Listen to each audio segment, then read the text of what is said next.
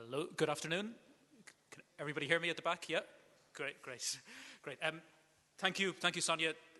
It's nice to be back in this building again. Nice to be back in Amsterdam again, and especially nice to be back with my old and good friend Ali Abunima again. I'm a bit worried, actually, that people will think we have a mutual fan club or something going on here if we don't stop saying nice things about each other. Just before I get down to the core business, just if I'm allowed a nauseating little commercial, I brought a few copies of my book, Europe's Alliance with Israel, here with me. It's available here for the price of €15, or if you think €15 is too high, you can just pay whatever you can afford. I was in The Hague two weeks ago, and I saw it on sale for €47. So I'm happy to be able to offer a little discount here. My friends, as everybody knows, tomorrow marks the 10th anniversary of the 11th of September attacks in New York and Washington. And predictably, there has already been an excess of analysis in the mainstream media about the significance of those monstrous crimes. And equally predictably, most of this analysis has been repetitive and superficial.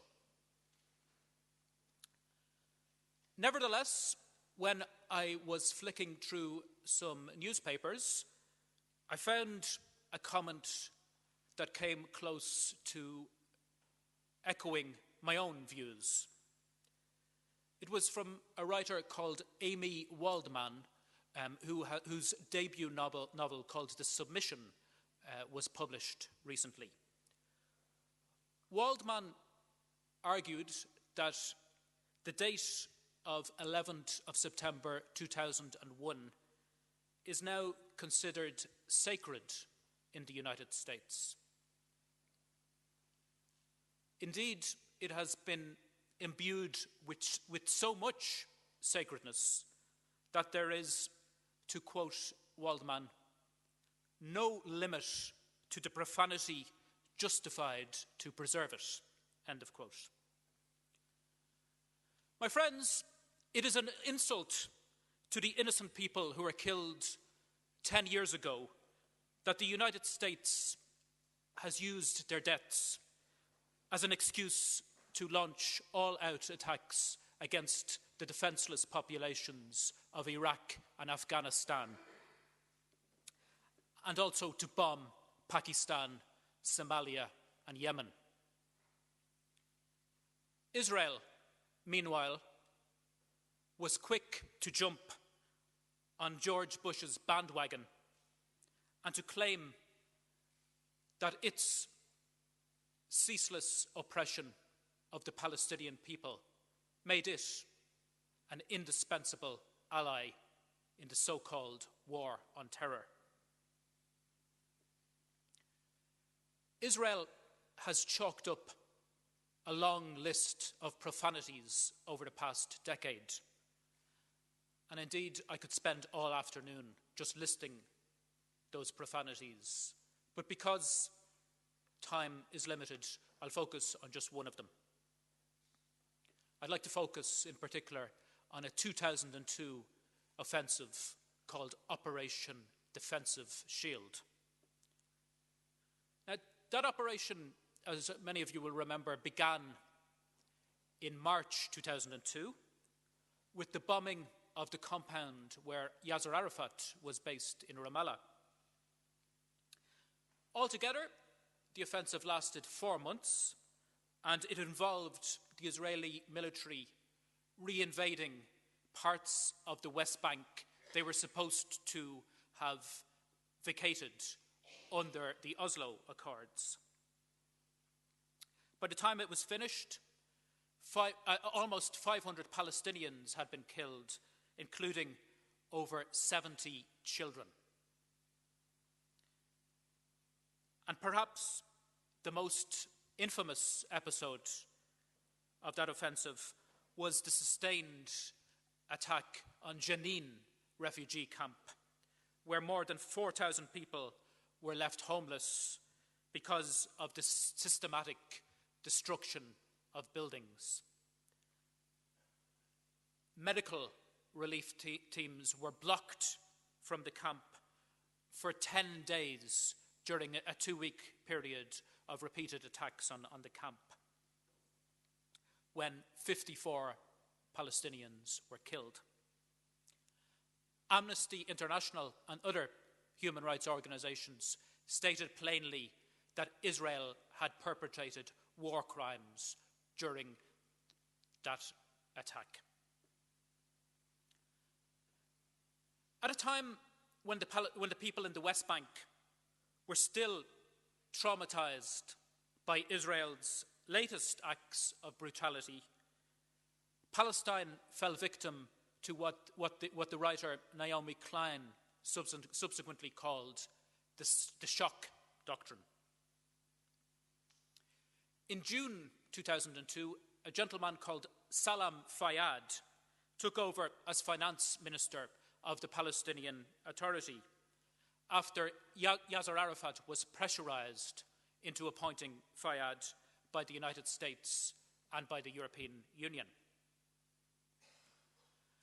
Now, according to the official version of events, Fayyad was appointed to root out corruption in the Palestinian Authority. Undoubtedly, such corruption was a major problem. Yet I do not believe that tackling it was foremost on the list of priorities of the European Union and the United States. Instead, there is ample evidence to suggest that Fayyad was imposed on the Palestinian Authority because he was regarded as somebody who could be relied on to do more or less exactly what the United States and Europe told him to do. Because he has since then become the Prime Minister, or the so-called Prime Minister, in the alleged Prime Minister, perhaps is a better term, in the Palestinian Authority, it's important to ask the question, who exactly is Salam Fayyad? Well, for almost 15 years before he joined the Palestinian Authority, Salam Fayyad worked for the IMF, the International Monetary Fund. Anybody who has studied the history of the IMF can tell you that it is largely controlled by the United States Treasury.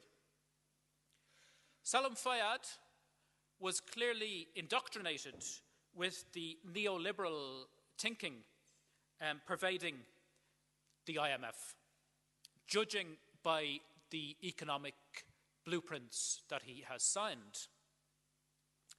These blueprints have placed the interests of a corporate elite ahead of the interests of ordinary Palestinian people. For example, Fayyad has recommended that more than 1/5 of all public sector jobs should be cut by the Palestinian Authority. Salam Fayyad has had his ego inflated massively over the past few years. He has received lavish praise from that vile war criminal Tony Blair, and also from Tony Blair's protege, the aforementioned Catherine Ashton, who, as Ali mentioned, is the European Union's alleged foreign policy chief. Salam Fayyad's old friends in the IMF and its sister institution, the World Bank, have fed his delusions of grandeur by suggesting that the Palestinian Authority